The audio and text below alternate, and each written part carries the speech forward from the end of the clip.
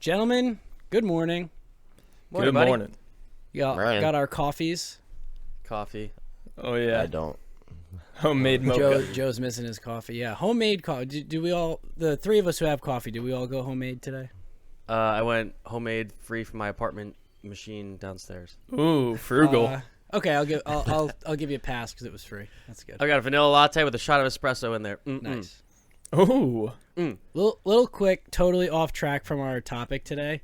This mug, right? It's got my work logo on it, repping that work swag, cute. right? This mug was my dad's. So, fun fact, my dad worked at this place that I worked at like 50 years ago. Damn. Oh, wow. This was his mug. This mug's like 50 years old. So you got a retro mug. Oh, dude. Yeah. OG. yeah. OG Pretty repping. sweet. Pretty sweet. I love that. But Sick. not even remotely close to what we're talking about today. No.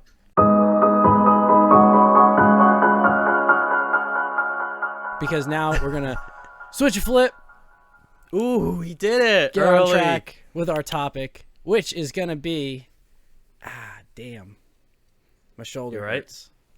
I'm all right, but my shoulder hurts. My shoulder's bothering me yesterday. I didn't quite make the weight I wanted to at the gym. I was a little annoyed by that, but hey, these are little physical injuries and stuff we got to deal with day to day. Getting through day-to-day life with them, because sometimes you are going to get hurt, whether that's at work or at the gym, or sometimes you walk outside and it's icy and you bust your ass on your driveway, but you still gotta cope, you still gotta push through. So that's what we're going to be talking about today, some of the things that we do to kind of cope and deal with our physical injuries. So Chris, go ahead and start us off.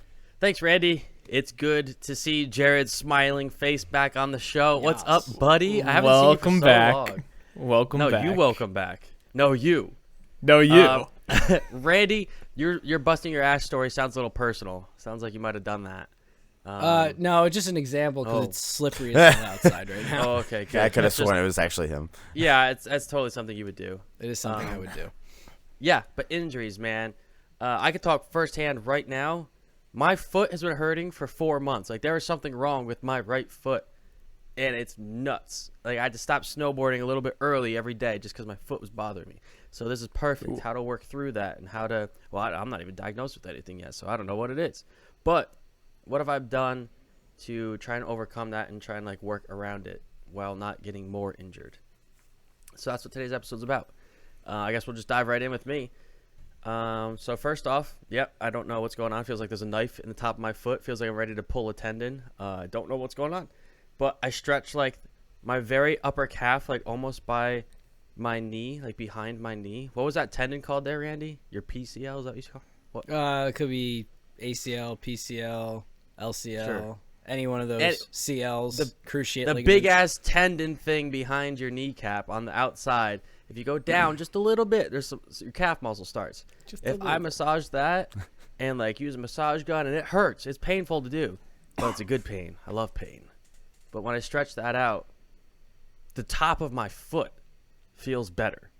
So how that's connected, I'm not sure. We talked about it yesterday. Maybe it's like pulling on different things. Anyway, not a doctor. Doesn't matter. What am I doing to overcome that? I don't know. Yesterday I did back. I just stretched a lot. I did a lot of yoga before snowboarding. You know, I really focused on the recovery of that pain. What did I find out helps relieve that pain? And for me, it was just stretching my calves, you know. So maybe it's like tight hamstrings. Everything's pulling on something in all different directions. So thinking about your whole body instead of just my foot, right? Like, well, I'm not just going to just take care of my foot. There's other things that are connected to that. So that's what I've been doing. I've been stretching, yoga, massage gun. I massage it myself a little bit. And just being cognizant of it. Like, I can't snowboard. Go ahead.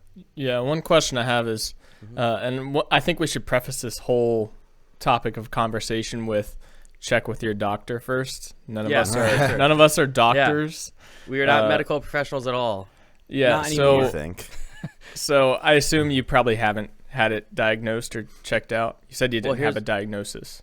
Well, here's the classic Air Force answer, or the Air Force doctor. I went to the doctor while I was deployed because it pulled my back, right? Oh, that's another thing I talked about. But pulled my back. I went, hey, doc, I'm broken. By the way, my foot is destroyed. Like, it's been hurting for 4 months, man. And he's like, all right, well, you're going back in a week, right? And I was like, yeah. He's like, all right, cool. Get it checked out when you get home. I was like, dude, what the hell, man? Come on. He's like, Someone all right, well, else's let me problem. He's like, well, I'll look at it real quick, make sure there's nothing like a blood clot or anything. I was like, gee, thanks, man. I'm pretty sure there's no blood clot, but it hurts. And so now I'm back home, and I got to go to the doctor this week. Got to get it taken care of. Yeah, I mean that's step one. It's like you said, that's step one. I mean, if it's something that you can't really alleviate on your own within a couple days, then absolutely go see a doctor, because you don't want to end up making something worse. Especially because the majority of us aren't medical professionals. So if we look up our knee pain or our ankle pain or foot pain or whatever, and turns out you got cancer. Well, yeah, I mean, number one, you got like stuff telling it there. Oh, your knee hurts. You must have like cancer, diabetes, AIDS, something. Yeah, don't WebMD it. But more importantly, just because you have a certain symptom doesn't mean that that's the problem. So you might find, okay, I can do A, B, and C to fix my knee pain online, but A, B, and C might actually be making your pain worse. You might be actually worsening the injury because you, who are not a medical professional, don't actually know what's wrong with your knee. So, number one, go to a doctor. Actually, what you can look into, this is interesting, something I know from when I worked in physical therapy. If you live in a state like New Jersey, they have what's called direct access. So you can call your local physical therapy place, and what they can do is they can see you for 30 days without a prescription from a doctor. And then after 30 days, they can do like a reconsult, and then they can decide, okay, you still need therapy, so we're going to send you to your doctor.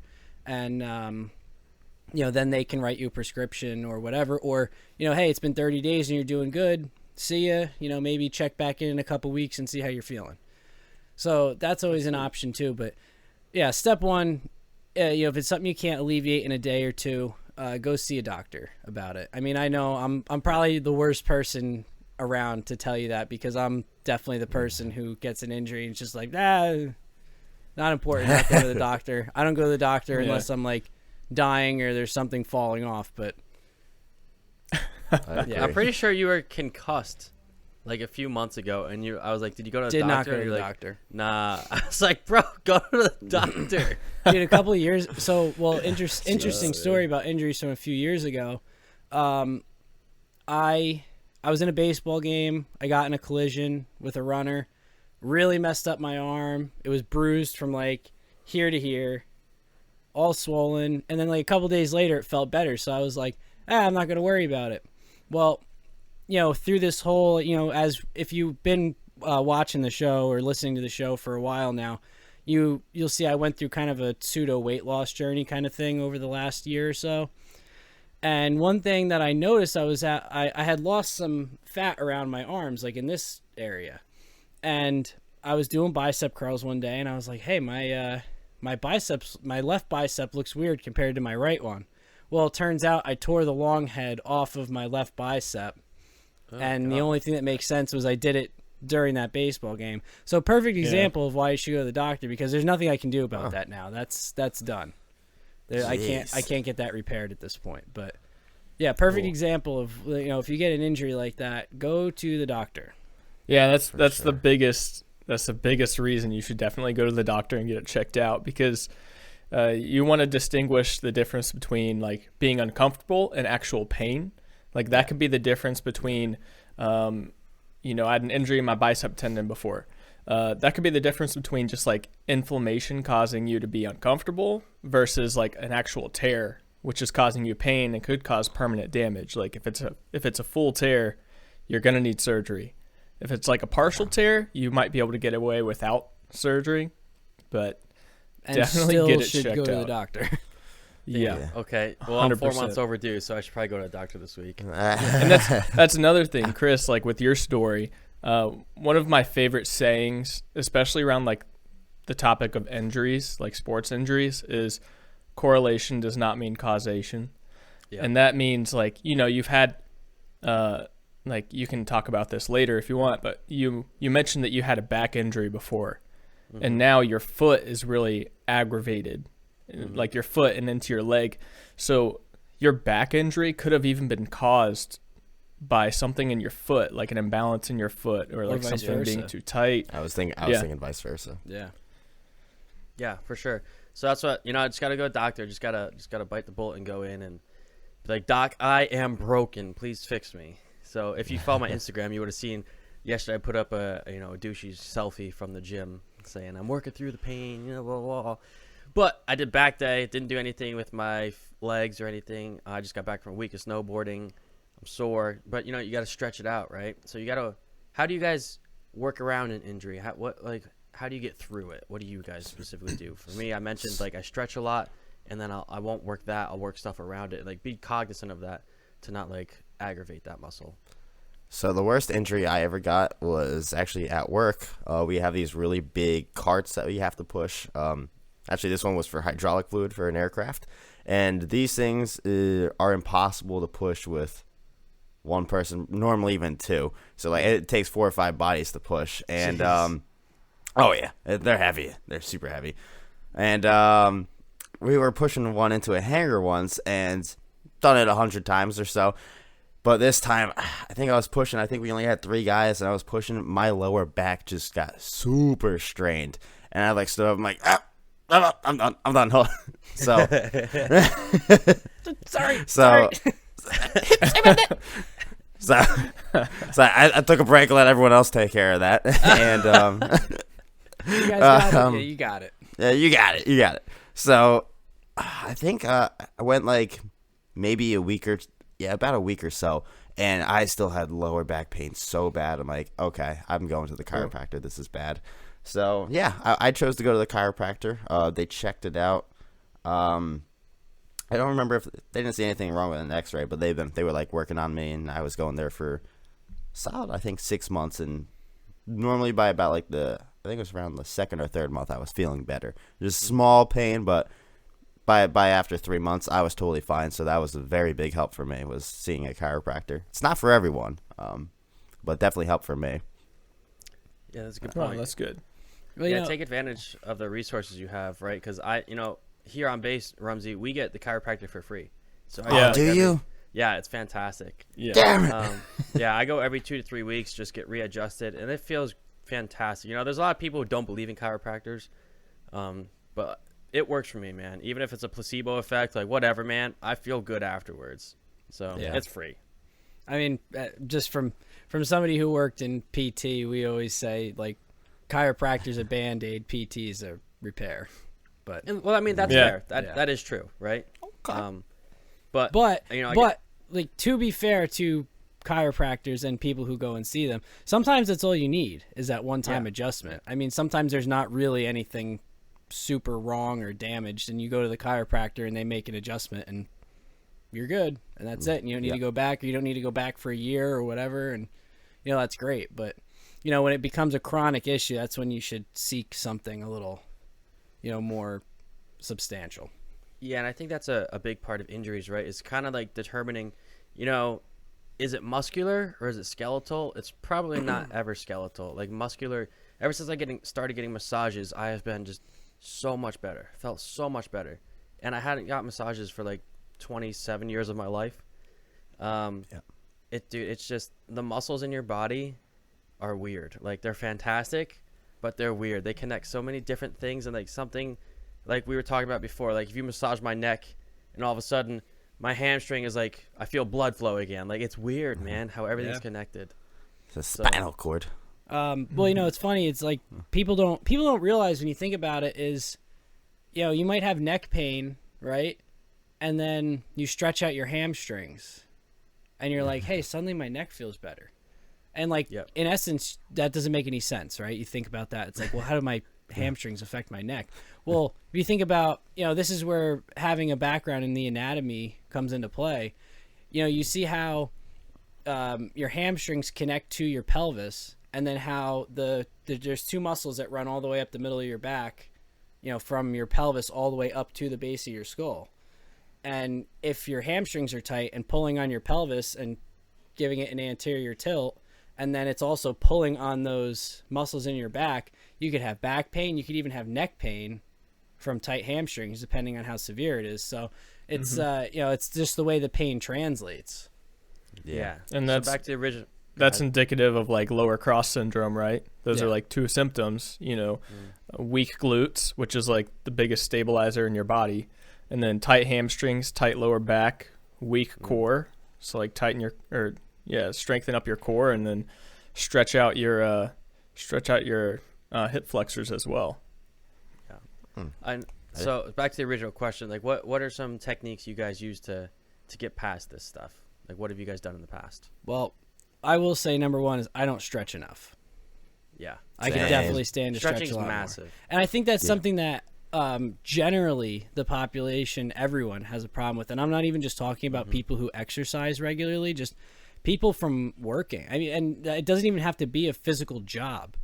Like a physical job where you're working like physically. You need to stretch if you have a job where you sit all day. Yeah. Like look at how we're sitting. Look at how I'm sitting to record. Like, okay, I only have to do that for an hour and a half while we sit here and do this, but there's people who this is their position all day long. You should try doing it on an aircraft for an 11.5-hour flight like Jared. Oh my god. Exactly. Yeah. So it's like when you're sitting in that position like that for such a long time, you need to stretch out those muscles because they've just been stuck in that position for forever. So stretching is number one, a huge thing. Number two, and one thing that I tend to do a better job with is recognizing and strengthening up your problem areas. Yeah. Like you have to, for instance, I know for me, my hamstrings are a problem and have been a problem in the past, and so are my hips. So my hips and my hamstrings are probably my 2 biggest issues, and they're the 2 things I work on the most because I know I need to strengthen those things. Like I know they're problem areas, so I really focus on them when I'm at the gym and do exercises where they're going to work and strengthen, my glutes and my core as well, like Jared said, to stabilize those things so that I don't continue to get those injuries in the future. Because you think about it, if you don't do anything, what's the definition of insanity? You do the same thing over and over again. Well, if you don't do anything to fix those problems, you're going to have the same injuries over and over. Yeah. That's facts. I'll tell you what. Go ahead, Joe. I'll tell you what. A lot of these problems didn't have any of them like 3-4 years ago. I tell all my friends who are like coming into the Air Force now, like 18 to 21 years old, it's like, dude, just wait till you get to my age. They're like, oh, you're only 25. Like, dude, just wait. I know, man. Wait till you're my age. I know. Exactly. I was on the phone with someone, maybe it was Randy, or Joe, it was you yesterday. I was like, bro, I'm 28.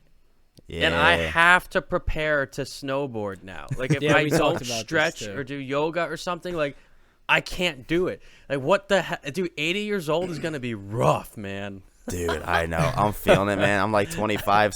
I hit the peak and now it's all downhill. And you guys are even older. I'm like, oh, I'm scared.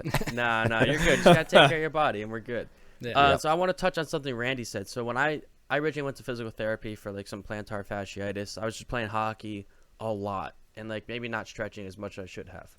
So I went to physical therapy here once already, and I got that. I got it worked on.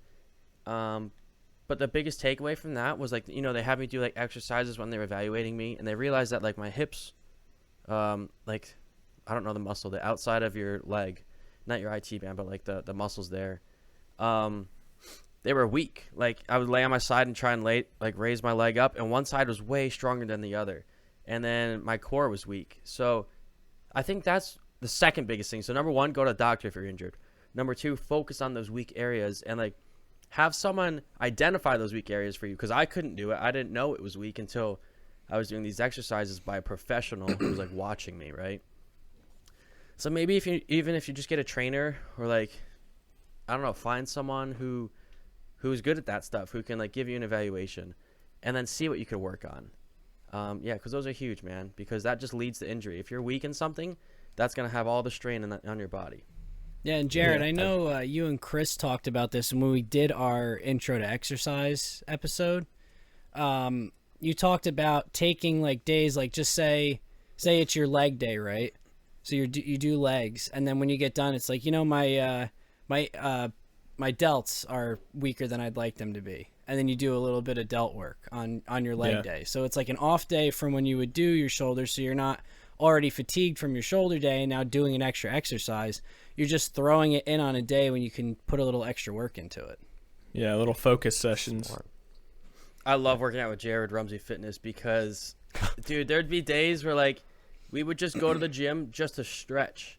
Like that's so big, man. Like we stretch and then work on functional mobility as well. Yeah. Yeah. I need to come out there and work out with you guys again, because I feel like last time when I was out there and I worked out with you guys, I was in such bad shape and I like could not keep up at all. I want to see how I can do now. I love that. That would be fun. I would like that. Yeah, and then Joe can come out too. Hell yeah, brother. Lift sesh. Be awesome. The boys. One the of lessons learned lift sesh. One of the things that's helped me, and you just made me think of it, Randy, is so at one point I had bicep tendonitis in my left shoulder, my left bicep tendon. So it wraps up, without hitting my mic, from your bicep up into your shoulder. So it feels like you can feel like a deep kind of pain in your shoulder, and your like you think it's anterior shoulder delt. pain. You think it's like in your shoulder, like it's not. But it's just like inflammation in your bicep tendon. One thing that I did to help with that is I started working in a lot of mobility work, like functional mobility. So it's like stretching, it's similar to stretching, but you're working that shoulder and that bicep tendon like through its full range of motion. And you can do this, like stretching is where if I were to, work on my shoulders, for example, if I want to do like a windmill exercise, where you're standing against a wall and then you bring your arm up overhead and then like back and do a full 360. So that's stretching basically, because you aren't really working on the strength. You're just working on getting it through that motion. But like functional mobility is, eliminate the wall. So like take a step out from the wall and then try to keep your hand as much in line with your shoulder as you can while doing that 360. And then once you, like for me, once I get around like, past 180 degrees, like once I'm about at like 230 degrees, there's a lot of resistance in my shoulder. And then I have to actually like work on engaging my shoulder to pull my lat up and to keep my arm straight. So it's actually working on strength through that range of motion. So like Chris, when you were laying on the floor, if the doctor would have just, you're laying on your back, if the doctor would have just pulled your leg back, you could have gone really far. But then if you try to lift it up yourself, then you can't go nearly as far. It's because you're not lacking that range of motion, like stretching and stuff will get you, but you're lacking that functional mobility and that strength within that range of motion. That's passive range of motion versus active range of motion. Yeah, exactly. That's Dude, a good what's way of that putting one it. exercise we would do together where like we would lay on the floor on our stomach and you would bring your arms back and then like up over your head, and I would get so pissed off because I couldn't do it. Do you remember that? I forget what that's called. Man. Yeah, you're laying on your stomach, and you can do it with your feet down, or you can do it with your feet elevated. So you're basically like just sitting on your core, like on your stomach, and you bring your shoulder blades up, and then you have your hands interlocked like this on your lower back, the crease of your lower back, and then you bring your arms all the way out without touching the floor, and then bring them overhead. Remember, your head's raised up off the floor and your chest is raised off the floor. And then bring them back, and then you touch your hands to the center of your back. I don't think I can do and then that. bring it back. Jared would do this, and I'm like right next to him, and I'm like, my hands won't come off the floor. Like there's no muscle there, and I've never been so frustrated in my life. I was like, why can't I do this? You know what? Actually, recently, and I worked on the mobility, and now I can do them. Really? I have to do them pretty lightweight. But the single arm, like tricep extension overhead, I couldn't do them. I couldn't do them simply for the fact that like I couldn't get past like right here. Damn. Motion wise. So like I could do them, but like the form was completely wrong because I was like way out here instead of being back here like you're supposed to be. But it was all like a range of motion thing, so I worked on stretching that out and getting that range of motion, and slowly I was able to go back to it. And I can only do like really lightweight, like maybe 10 or 15 pounds right now, but I can do it is the point. And that's another thing you have to realize too, is once you get an injury like that, you can't go right back into what you were doing. It's like, oh yeah, I was benching, 250 pounds and then I hurt my pec or I hurt my shoulder. It's like, all right, well, you're not going to throw 250 on the first time you go back and do it, because you're just going to hurt yourself again. Like, you got to back it off, start off light. You got to work your way back up to it. It's not just an immediate, hey, all right, I feel better now, I'm back to 250. It's like, no, it's not how it works. Yeah, I wish. See, that's a lot of people's problems at the gym, including myself, where I would get hurt or I'd watch someone else get hurt. And I've learned now to take a break. Like, if you hurt yourself, do not keep pushing, because you're only going to worsen that injury. And there are many people like, screw it. They like, I'm just going to keep going. Yep, I'm guilty of it as well back when I started lifting. And there was one time, I think it was when I was lifting with Brandon, and hurt my shoulder really bad. He's like, dude, take 2 weeks off, let it heal, come back into it. And I'm like, okay, I did. Obviously, again, weights went down, but yeah, it's part of the process. Yeah, absolutely, it's part of the process. That's like the best way to put it.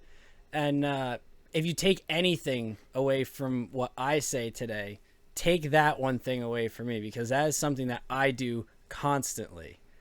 And like, where I will get an injury and I'll back off and I'll take the break, and then I'll come back and be like, okay, back to 250.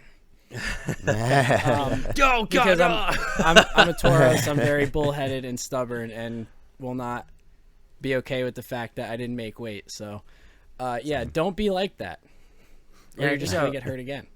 I think a quick final point to this episode would be, if you're in it for the weight, good for you. Be aware of how much weight you are throwing up. Like, that is dangerous. At the end of the day, it's dangerous, right? You don't want to tear anything. You don't want to hurt anything. You want to stay fit. So just be aware of that. And for me, I don't care about I couldn't tell you what I threw up yesterday. I went to the gym yesterday. Wasn't about the weight. It's just about feeling good and like what I can do that day, and more of like a just athletic workout where like I just want to feel good and healthy.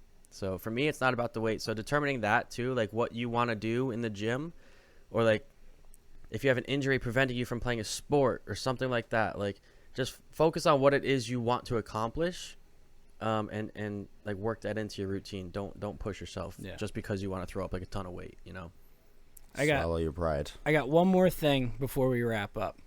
Sure. And it's something that people don't really think about a lot when it comes to injuries, but your diet is important as well when it comes to your injuries, because if you're not providing yourself the right, fuels and things that you need for recovery, you're not going to recover, or your recovery is going to take a lot longer. So especially for people who are, active, who have physical jobs, or people who go to the gym, or both, you got to make sure that you are getting the right amount of protein. And then, I'm not going to sit here and tell you how much protein you're supposed to get. I'm not a professional. You can look it up. You can find it online. And then making sure you're also getting the right vitamins and minerals, and you're getting them from good sources. Like, you want to try and get the majority of your proteins, vitamins, and minerals from food. That's the best way. That's the way that your body was intended to get it. That's the best way to do it. I mean, you can supplement things. You can take like multivitamins and stuff, but the best way to do it is to get it from your food. And if you are having problems with like pain and inflammation, another good thing you can look up, and this is something I've looked up on Google, so I'll give one example just because it's one that I know off the top of my head. Cherries are actually a natural anti-inflammatory. Really? So you can can eat cherries to help with inflammation. They have natural enzymes in them that will help with inflammation. Enzymes. That's good. Yeah. So and there's other foods that do that as well. That's just one example that I know off the top of my head. But that's a good thing to do, especially for people who either can't take or don't want to take Advil every 4 hours. So, which is also and not that's good just for you. not healthy at all. A great book to go along with what you just said is called Super Life, from that show. We've mentioned it way earlier on the podcast. From Down to Earth with Zac Efron and Darren Olin, I think his name is. Something. I bought his book, that Super Life book. Fantastic. If you ever watch the show, they advertise it in like the intro to every episode. buy that thing because it talks about what food is good for what. Like there's a list like pages long in the back of the book. Inflammation, here's food. Like you want just everything you could ever think of is listed in that book, and it's fantastic. And if you don't want to buy the book, you just want it read to you, click the link below to our Audible link. Audible. Free trial, 30 days, affiliate link down below. Appreciate the support. Click it. Also, all of our socials are linked down below too. Click them. So, hope you got a final point, Jared? Yeah, there's one point. I realized I talked about my functional mobility, but I didn't really talk about like how I actually worked through my injury. So this can be clipped in like before the past 3 segments where it belongs. Before, later, then after. Yeah, I mean, for sure. Like I injured my shoulder, my bicep tendon, so my bicep and my shoulder. And that was very uncomfortable. So like it would get inflamed every time I tried to do bench press, if I did heavy shoulder work or heavy bicep work. And that covers like a large range of areas, like, my shoulder, my bicep, and my chest. So that would suck. If I went heavy with any of that, it would start to aggravate it after like a few sets of bench and whatnot. So yeah, that's when I really started doing mobility movements, and I started doing priming work before my workouts and stretching after my workouts. And that made the biggest difference. So it took about 3 months of me doing this before and during every single workout before I noticed a huge change in how I felt. But after that 3 months, I didn't feel any pain. Like I haven't felt any pain in my shoulder. It's just helped me so much. And yeah, so I would be aware of that while I was working out. Obviously, it wasn't an injury where, it impaired my ability to actually work out and push weight. But while I was working out, I was always conscious of it. Because if I started to like let myself go and like get a little too reckless under the weights, then that pain would come back. And it actually did. It hurt. So yeah. And then if you do this and you actually get the pain to go away, that doesn't mean that you can stop doing the work. Yeah. Don't stop priming before your workouts. Don't stop stretching and working on active mobility work.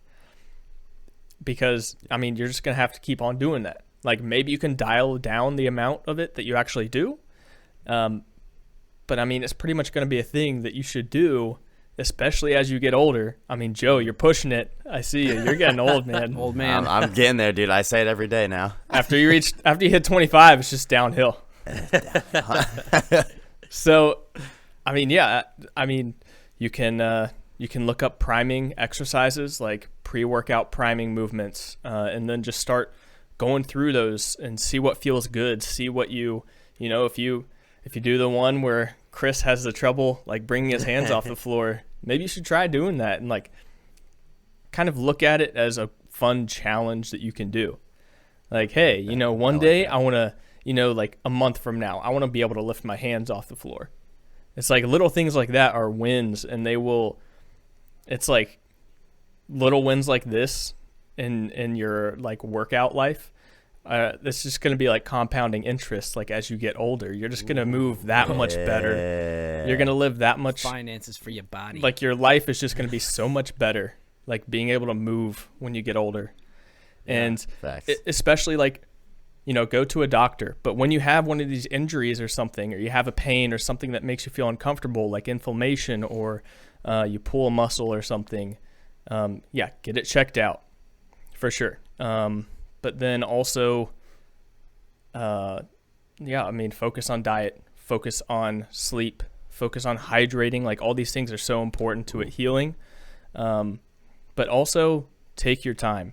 Like if I'm going to have one thing that like just that you should remember from listening to this episode, or for myself to like keep in mind, is just take your time. Like it's, unless you're competing at like a high level of powerlifting or something, then, well, for one, you're probably not listening to us. And for two, you should probably go to an actual professional and get like someone to coach you, have a doctor that's working with you to get it figured out. But if you're just like us, if you're listening to this episode, then understand it's going to take time, especially as you get older. I was just listening to an episode from Mind Pump not too long ago where there's this 60-year-old woman. She just decided to start working out 6 months prior.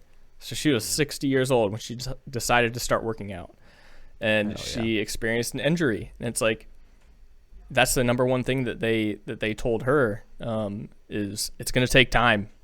You know, you've went this long without working out at this level to like get these results and everything. So your body needs to adjust. Like if you're super motivated, that can be really dangerous because you can want to like press a bunch of weights.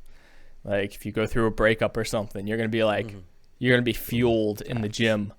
But that might be a little dangerous. Like understand that your body needs to adjust and it needs to adapt. It needs to rebuild. So just keep that in mind. That was my rant. My TED Talk's over. Keep in Dude, mind, that was a knowledge bomb, bro. That was nice. Keep in mind too, just one more thing to build on that point that Jared just said. I think we've said one more thing like 18 times know. now. Well, yeah, keep coming up with good ideas. One more game. One more game.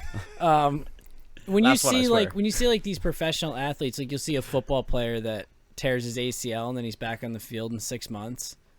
Don't look at that as a realistic goal. If you do the same, like these people, it's their job to get better. Like literally, all they're doing they're working out like twice a day with physical therapists every day. They have all like the top equipment. They have all the money in the world that they can pay for all this. Plus, the team's probably paying for most of it anyway. They're getting paid to rehab. That, They're literally getting paid to rehab and like get themselves back on the field. So when you see like, the so-and-so tore his ACL and was back on the field in 6 months, it's like, yeah, you're not going to do that. Yeah, it's like you're a 27-year-old with a full-time job. Like, it's not going to happen. Yeah. Good point. This was a very informational episode, guys. I love it. This was. I like it. Everyone's pretty passionate about it. Welcome back. Yeah. Cheers to episode. I'll cheers with my empty coffee. 60 something? 60? I think it's 69. 69. It might be 68. All right. I don't know. Thanks for listening. Hope you enjoyed the episode. You know what? Rumsey, you're back. You do the outro. What's up, guy? See ya. Welcome back. Thank you for joining us again on another episode. We really hope you enjoyed this one. Like Chris said earlier, you can check our links in the bio of this description of this episode. Words are difficult. And like, comment, subscribe. And if you have any ideas for another episode or a topic you want us to cover, then hit us up on Instagram or message us on here or just try to get in contact with us and we will get back with you. Yeah, but for sure. This has been fun. Welcome back, Chris. Welcome back, buddy. me. Yeah. And until next time, See ya. See ya.